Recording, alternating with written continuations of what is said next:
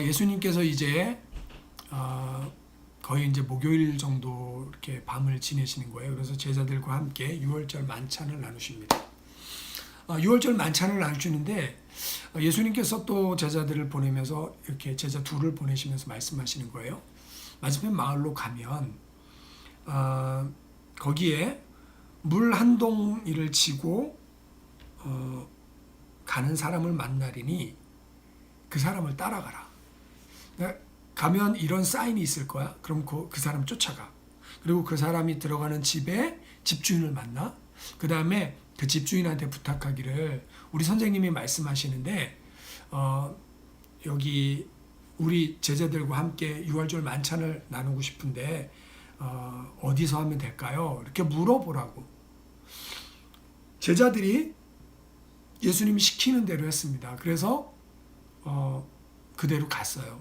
그랬더니 네, 오늘내 가족들 오셨군요. 네, 할렐루야. 그래서 예수님이 시키는 대로 했더니 갔더니 정말 물동이를 이고 가는 사람이 있습니다. 아마 하인이었던 것 같아요. 그리고 그 사람이 가는 곳에 집에 들어가서 그 주인에게 부탁했더니 이미 세팅이 돼 있는, 여러분, 그러니까 제자들, 예수님과 12명의 제자들이 13명이 들어갈 수 있는 곳이라면 넓어야 되겠죠.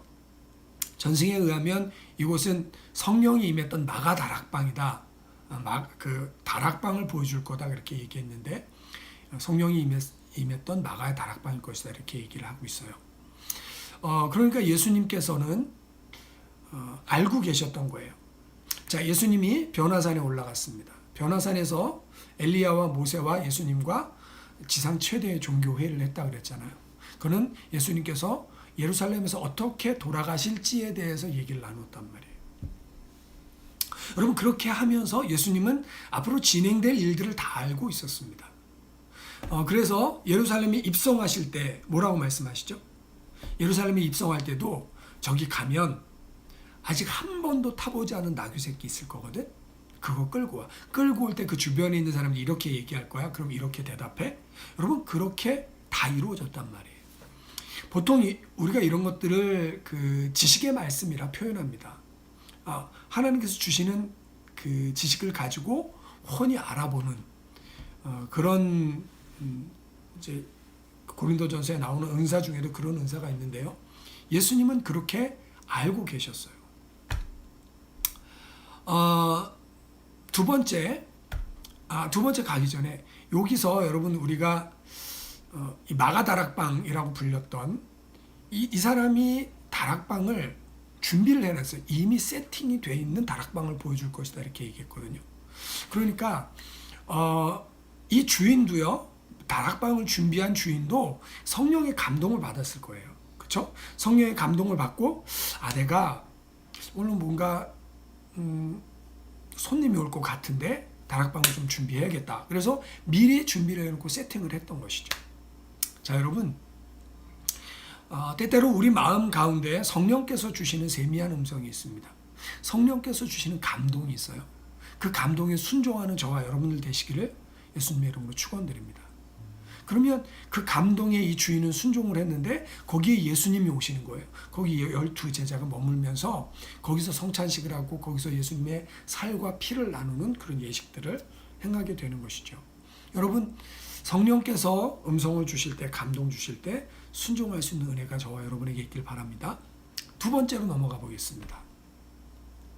오늘 두 번째 이야기는 가롯 유다가 이제 예수님을 배반할 것을 알고 계셨다는 거예요. 그래서 유월절 식사를 하는 그 도중에 굉장히 그 분위기가 무거웠던 것 같아요. 그러면서 너희들 중에 하나가 나를 팔 거다. 그랬더니 제자들이 근심이 돼서 예수님, 저는 아니겠죠?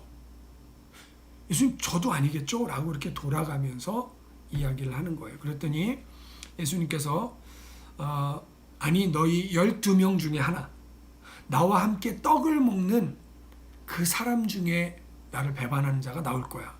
여러분, 이 이야기는요, 시편 41편에 보면 다윗이 압살롬이 이제 아들 압살롬이 아버지를 배반하잖아요.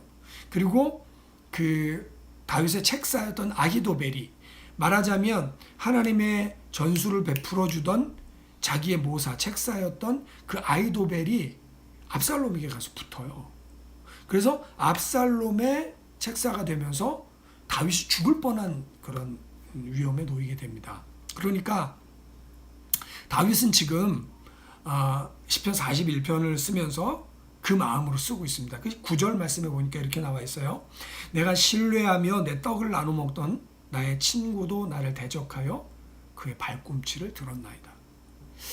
그러니까 예수님과 함께 3년 동안이나, 그것도 예수님이 돈꾀를 맡겼어요.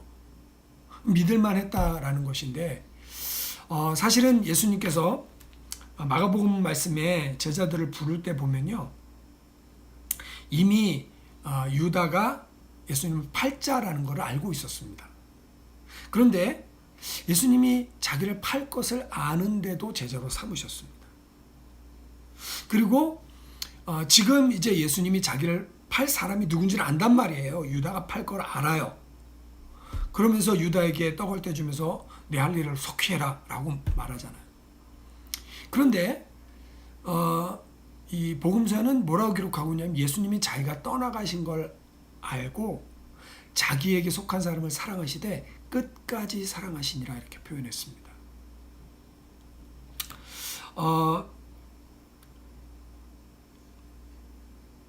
저와 여러분이 이 주님의 지극한 사랑을 받고 있다는 것을 꼭 기억하셨으면 좋겠습니다.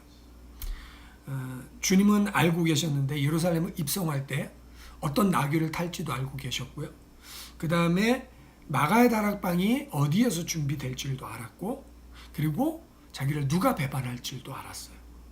그리고 예루살렘에 올라가면 장로들과 대제사장들에게 잡힘을 당하고 능욕을 받고 죽임을 당하고 부활해야 되는 것까지 다 알고 계셨죠.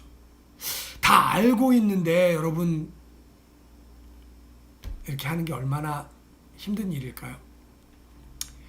자, 예를 들면 우리 여자분들은 아이를 낳으시고 나서 그 아이 낳는 거 금방 까먹는다 그러더라고요. 안 그러면 또 낳을 수가 없으니까. 하나님의 은혜 같아요. 근데 그 아이를 낳아본 고통을 아는 사람은 둘째 낳을 때, 이제 김영희 성도님 곧 둘째가 태어날 텐데 그 고통을 기억하고 있다면 어머니 찾아올 때 참 무서울 것 같아요. 그렇죠? 근데 예수님도 이미 다 맛보고 계셨단 말이에요. 이미 누가 나를 배반할지, 이미 십자가의 고통이 어떤 것인지 다 맛보고 계셨는데도, 다 알고 계셨는데도 예수님은 두 랩돈 중에 하나 아끼지 않았어요. 아낌없이 내어주셨습니다. 이미 자기가 누가 자기를 배반할지 아는데도 여러분 그 제자를 사랑하는데 끝까지 사랑하셨어요. 사명의 길입니다. 저와 여러분이 예수님의 사명의 길을 배우는 귀한 분을 되시기를 예수님의 이름으로 축원드립니다. 아울러 우리가 기억해야 될 것은요, 예수님께서 나를 알고 계신다는 거예요. 예수님께서 시편 139편에 보면 주께서 나의 앉고 일어섬을 아시고 멀리서도 나의 생각을 밝히 아시고 내 길과 내 눕는 것을 살펴보셨고 내 행위를 익히 아신다 이렇게 말씀하고 있습니다. 여호와여 내 혀의 말을 알지 못하는 것이 하나도 없으시니이다.